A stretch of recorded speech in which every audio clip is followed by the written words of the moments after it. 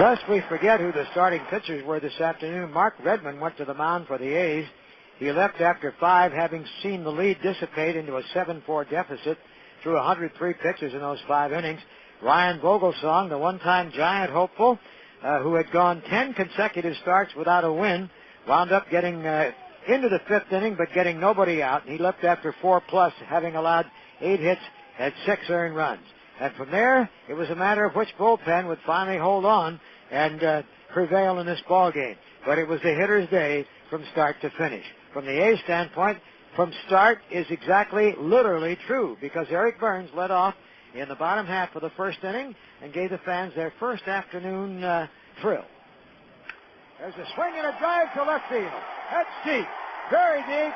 Gone! A leadoff home run for Eric Burns, the 4th of his Major League career to start a ball game. And the A's hustling left fielder circles the bases for the 6th time this year. It is 1-0 Athletics. Bobby Crosby gave the A's another run in the 2nd inning after Durazo had walked with 1 out. He smashed an extra base hit off the wall in left field. It was bouncing back toward the infield while Durazo scored. Crosby, trying to go around second on the way to trying for a triple, ran smack dab into the second baseman, Castillo, who was standing in the base path, and he was eventually awarded third base. It was ruled a double and an error on the second baseman. But the A's could get nothing more out of that frame. In the 3rd inning, the Pirates came back to tie the ball game briefly as Steins, Castillo, and Jason Kendall all singled back-to-back. And then a pop-up on an attempted bunt turned into a double play, and with 2 out, it looked like the A's would keep the lead, but Jason Bay, who had a 3-hit day, singled to left field, and so the Athletics found themselves in a 2-2 ball game. But who better to have up in the bottom half of the 3rd to lead off than Eric Burns? The first pitch to Burns, bottom of the 3rd, is a deep drive to left, right down the line, and gone. And Burns is 2 for 2 with 2 home runs, and just like that, the A's take a 3-2 lead. A towering blast. It's his 7th this year. He led off the bottom of the 1st with a round tripper. His first career 2-homer game. And that's a resounding way for the bottom of the 3rd inning to begin. And number 7 for the year for Burns. Later in the inning, there were 2 out. Kotze at second having doubled and Dye having walked, and Rubio Durazo at the plate. Now the check by Vogelsong, the pitch. Durazo line drive, right center, base hit. Kotze around 3rd to score easily. Dye is going to 3rd. A line drive single to right center by Durazo. 4-2 Athletics. Redmond in his last start on Sunday had troubles in the 5th inning, and he did today too. Castillo singled and went to second on a wild pitch. Then it looked like Redmond was going to take care of business very briskly. Struck out Kendall, struck out Jack Wilson, both very tough strikeouts. But again, Jason Bay stood in his way. Line drive to left center. Burns racing over. He will not get to it. Tries to cut it off in the gap at the warning track. Around from second is Castillo with a run. And in at second, standing with a double, Jason Bay. Drives in his 10th of the year. Narrows the gap to 4-3. And he becomes a possible tying run.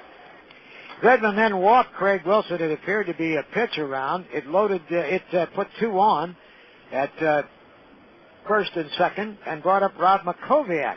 He promptly singled to left field. The runners moved up 90 feet. They didn't try to score Bay from second base. And Ruben Mateo came to the plate with the bases full. Then on a 1-1 count, Mateo, on what appeared to be a definite check swing, got the call from the first base umpire Marvin Hudson, who said he didn't swing. Instead of 1-2, it was 2-1. And the next pitch was devastating to the A's fans. 2 balls and a strike. Swung. There's a long drive. Left center field. And Mateo has grand slammed. And the Pirates take the lead in the 5th inning. Ruben Mateo's 2nd home run of the year with no doubt about it. Into the bleachers in left center field. And now it is 7-4 Pirates. But the A's had some comeback in them right away when Kotze opened the following half inning with a single and moved to second on an error by Makoviak in center field. Jermaine Dye coming to the plate now. Here's Dye looking for his first hit in the series. He's 0 for 5 0 for 1 today. Rips it fair down the left field line. Rolling into the corner. Beating around third. Kotsay scores. 7-5. Dye eases in with a double at second with his 38th run batted in of the year. That was the end of the day for Vogelsong, not retiring anybody in the 5th inning. And Mike Gonzalez, hard-throwing left-hander, came in. Hatterberg, good situational hitting, grounded to the right side to get Dye over to third. And with the infield conceding the run by playing the infield back, Durazo grounded to second and got the run home with an RBI. So the A's had closed the gap to 7-6. But that wasn't going to last all that long. Pirates maybe needed a little bit of good fortune, and they got some in the bottom half, or the top half of the 6th inning. Steins was at second base with 2 out, and Jack Wilson hit a looper into shallow left field that allowed the run to score, the Flair getting the run home. The Pirates figuring after 6 straight losses, maybe it's time they got some breaks of their own. That's all they got in that inning. But again, in the 7th, now with Rincon in the ballgame for the Athletics, let's see, I might check that right now, looking at my scorebook. Rincon got a strikeout, gave up a walk to Mateo, and then an infield out that moved Mateo to second base. At that point, Ken Maka made a pitching change and went to Justin Dukeshire to face Chris Steins. And Steins, again, riding a little bit of good fortune. Check by Dukeshire on the way. Steins loop into short left center field. That's going to be trouble. That's going to fall for a base hit.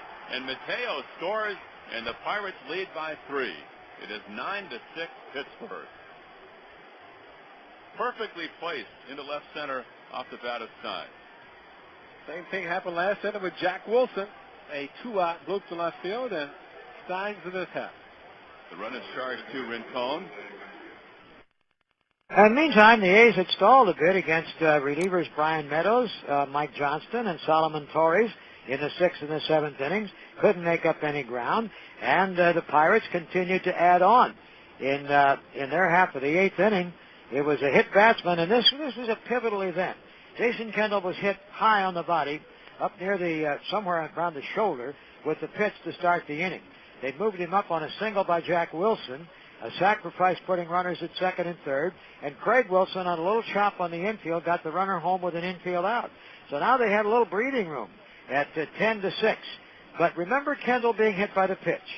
Torres came out to start the bottom of the 8th inning against Damian Miller. The first pitch went way behind him. He was warned. The second pitch went behind him also. He was ejected. So was McClendon, the manager. There was a lot of contentious arguing and haranguing. Eventually, Jose Mesa, their closer, was called from the bullpen. He needed time, of course, to get warm. And then the inning proceeded. Miller finally, with a 3-0 count, saw things turn around and went down swinging. And it looked like the Pirates had things settled down with that 4-run lead. But then Marco Scutero put the torch to the fuse. Now the pitch, Scutero, deep drive left center, way back, Bay at the track. He's going to watch, and Scutero goes deep in the 8th inning of Jose Mesa. It's now a 3-run game. Pirates 10, Athletics 7. Eric Burns continued in the thick of things, following with a base hit. He was singled over to third by McLemore's base hit to right field, and Mark Kotsay got his chance to make a contribution. Mark close to the plate, still waving the lumber. Now Mesa slowly sets. Kendall sets up away. And the 2-2 pitch is a shot up the middle, base hit. Burns scores, McLemore to second. It's now a 10-8 ball game.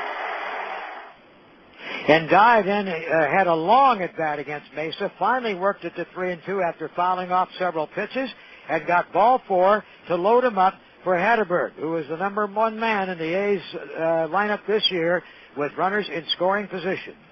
Bases loaded, the 1-1 pitch. Here it is, swung on, lifted to left field, playable. Bay going back.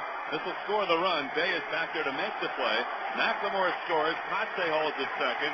Dye holds it first. The A's are down by 1 now on a sac fly by Hatterberg. And all this time, Mesa's throwing real heat, anywhere from 91 to 97 miles an hour. With Durazo at the plate, Durazo fouled off several pitches until he hoped to get something he could drive. And the 2-2 delivery is swung on line to right, base hit. Kotsay rounding third, Mateo up to the ball. Here's the throw to the plate, and it's not in time as Kotsay scores Durazo wins the battle with Jose Mesa and ties the ball game in the 8th inning. A's 10, Pittsburgh 10. And it was Bobby Crosby up next as bullpen activity finally had commenced for the Pirates, and Mesa tried to put away the A's rookie.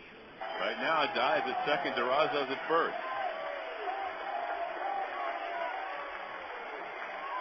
And the 0-1 pitch is a line drive, left field line, base hit. Dives around third to score. Durazo's going to third. Crosby goes to second, and the A's have taken the lead. An incredible bottom of the 8th inning rally by the Athletics. They've scored 5 times. It is 11-10 Athletics. Mesa was yanked in favor of Mark Corey. Corey promptly popped up Damian Miller, making 2 outs in the inning for Damian, but his at-bat seemed to trigger things when the inning started and those 2 pitches were thrown behind him and Torres was ejected. So with Arthur Rhodes having been standing around in the bullpen after warming up when the inning started, he came on to face Ruben Mateo in the bottom of the 9th inning. Got 1 quick strike, and everybody's anticipating getting things together to go home soon. Mateo had other ideas. A's with 16 hits, 14 for Pittsburgh. Swing and a high fly. Left field. Burns back. Near the scoreboard. Gone! A game-tying home run. Arthur Rhodes giving up Mateo's second homer of the day. And it's tied at 11-all. And then Darrell Ward lined a double to left center field, and the go-ahead run was at second base. He was replaced by pinch runner Tyke Redmond. At that point, Rhodes got really serious. He popped up Steins, trying to bunt, fouling off to Miller. He struck out Castillo, who had 2 earlier hits in the ball game, and then got Kendall, who fouled off a number of pitches to finally fly to right field and keep it a tie game so the A's might have a chance to win it in regulation, even though eventually it seemed to us like it was 10 innings or more. Scudero once again was a factor in the A's win, starting the 9th inning against Corey. Scudero 2 hits today. It's his 4th consecutive multi-hit game. 8 for his last 18. Swing. Base hit left field down the line. He will try for 2. Going into a slide. They can't flag it down. And easily in at second as Scudero takes a turn and stops with a leadoff double. Then with Eric Burns at the plate trying to move him over, Burns got a pitch that he could take to right field in the air. And as it was caught by Mateo, easily Scudero tagged up and went to third. Now the Pirates had to opt on what they were going to do with McLemore. They elected to walk him intentionally. And after trying to get Kotze to chase several pitches, gave him the 4th ball intentionally, loading the bases for Jermaine Dye. And we weren't far from the end of the day. Swing, drive, left field, over the head of Bay. The A's have won the game. Jermaine Dye, once they loaded the bases, singles over the head of Jason Bay in left field. The A's have come back for their 7th consecutive win. They've dealt the Pirates a bitter 7th consecutive loss. The A's have won 10 games on this homestand, tying an A's franchise record. A 5-run 8th inning got them in position to win it in the top of the 9th. The Pirates fired back with a game-tying homer, and then Jermaine Dye ends it all. Just a minute shy, I believe, of 4 hours, and the Athletics have won it 12-11. And it was 3 hours